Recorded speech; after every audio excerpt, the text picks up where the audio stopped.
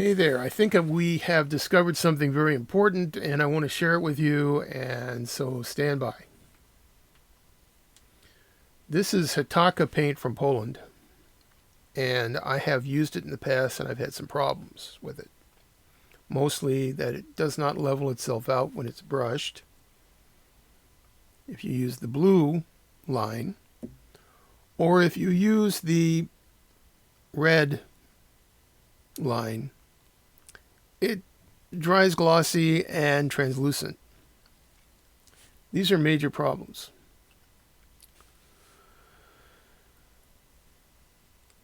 There is one reason that trumps every other reason for buying and using this paint.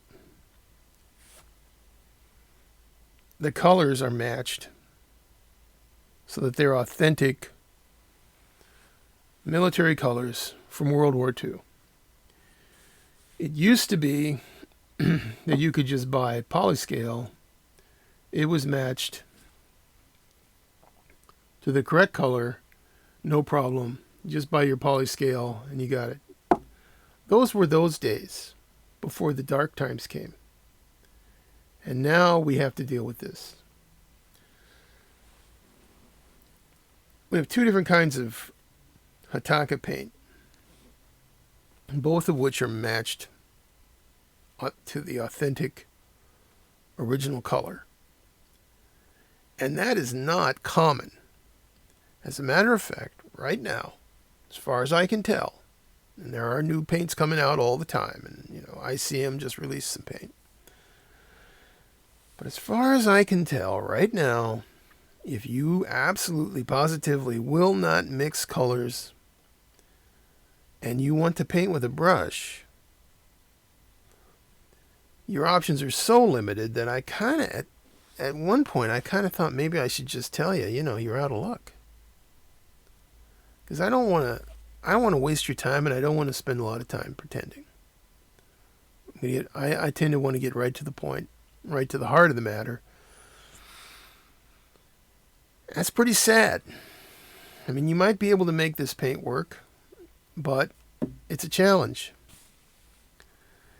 If you buy other paints from other sources, other brands of paint, you may or may not get an exact match. I find that interesting, but it goes along with my interest in mixing colors. For some people, that is absolutely not possible. This is a deal breaker to them. So when I started building this Edward Spitfire, I decided to put it in a desert camouflage scheme. I knew those RAF colors were going to be a bear to mix. I mean, they're absolutely almost impossible. I mean, come on. You've got midstone, which can easily end up being too yellow when you mix it. You've got dark earth, which can become too yellow or too green very easily. It can just sort of morph into olive drab and you don't even know what happened. Or it can become too red. You get a nice brown color. You put it next to your middle stone, and the middle stone looks yellow because your dark earth is too red.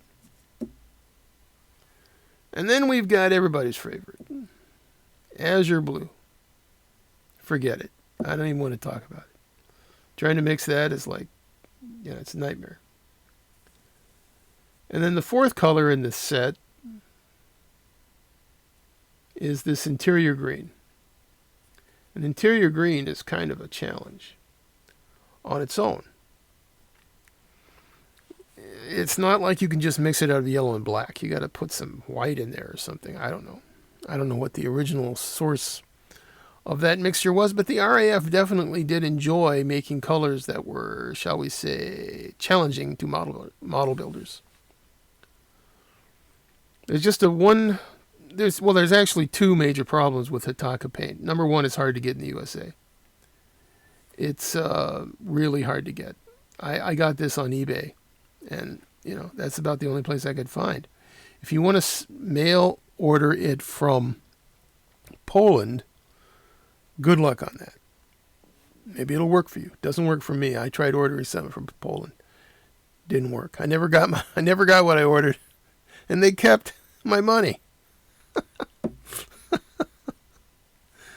Okay. Yeah.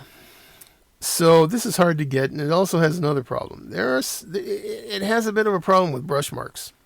The blue line. Let's take a look at something that was painted with the blue line paint. And we're going to make an effort to see these brush marks, and there they are. I think you can see them. I made a real effort not to get brush marks on the top of this jar lid, and it didn't work. The brush marks are still there. And those are 3D brush marks. Those are just not differences in reflectivity, which you get with something like Revell paint. These are 3D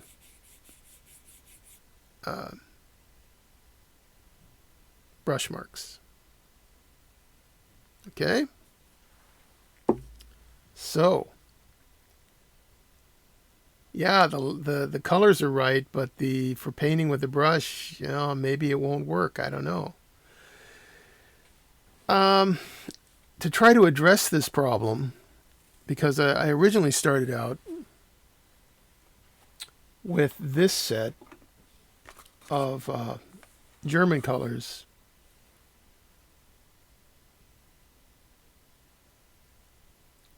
From the blue line.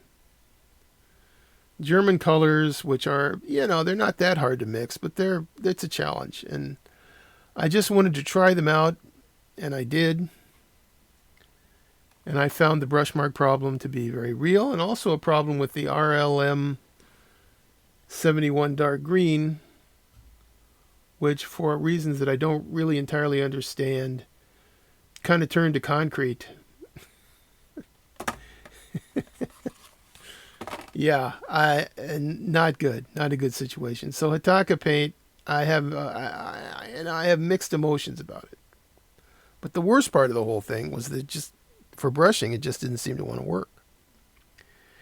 And I couldn't get this red line paint to work either. I had high hopes for it because it is thinner, and it kind of resembles Vallejo Model Air, which can be brushed.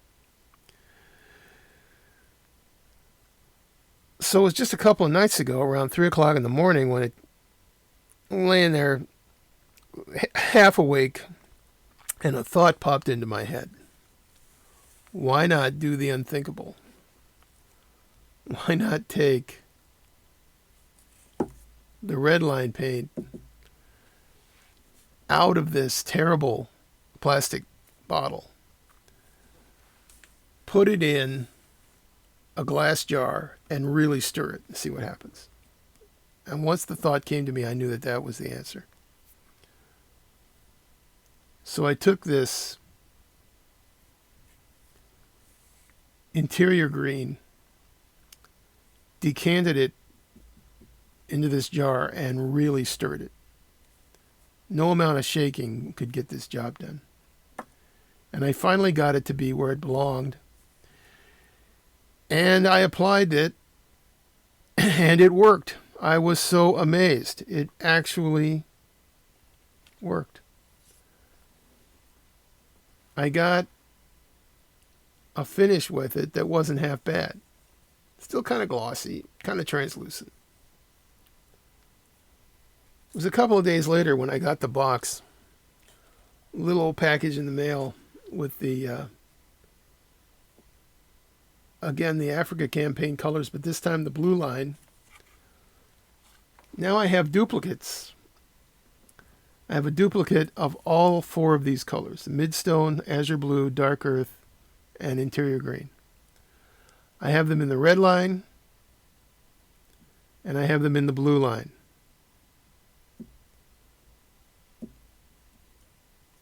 So I had another brainstorm. Take the red line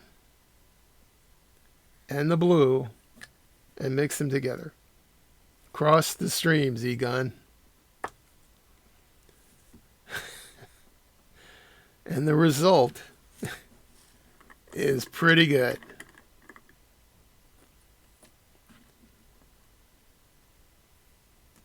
This is far better than anything I would have, really better than anything I would have thought possible.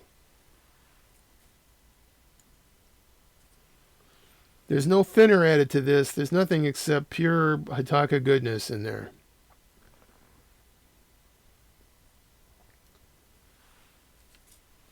This allowed me to finally put this paint on with some confidence and feel like that this was going to dry smooth. I will allow you to take a look at this. That, my friend, is smooth. This was done with a mixture of 50% blue line interior green and 50% red line interior green. I brushed it on some parts because we all want to know what it's going to look like in the parts. And these guys look phenomenal. The brush mark problem went away. You're not going to get this to work perfectly every time without effort. It does take some effort. But the beauty of this is that we are now at least somewhere. We've arrived somewhere on in a place where we can get some results that make sense.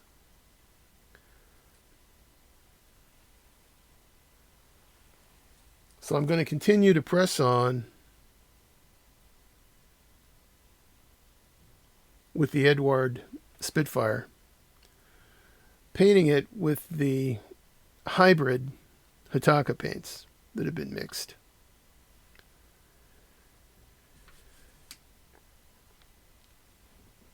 I'm not saying Hataka is going to be around a year from now. I'm not going to say that this company is going to take over the world or anything like that. Lord knows they're challenged in some ways. But right now, in my particular situation, I feel like I've reached a sort of a breakthrough. So I'm going to just enjoy it while it lasts. And we're going to be painting with the mixed up Hataka paints. Half red line, half blue line, mixed together in a jar. Hopefully we're going to get some really good results. Stay tuned.